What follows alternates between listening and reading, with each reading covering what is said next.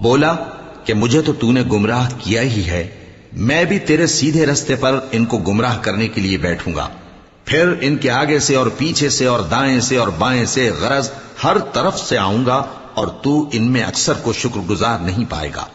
اللہ نے فرمایا نکل جا یہاں سے پاجی مردود، جو لوگ ان میں سے تیری پیروی کریں گے میں ان کو اور تجھ کو جہنم میں ڈال کر تم سب سے جہنم کو بھر دوں گا، اور اے آدم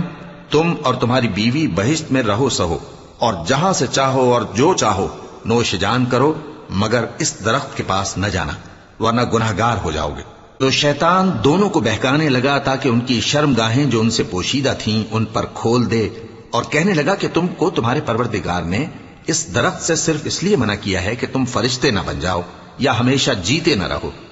اور ان سے قسم کھا کر کہا کہ میں تو تمہارا خیر خواہ ہوں۔ غرض مردود نے دھوکہ دے کر ان کو معصیت کی طرف کھینچ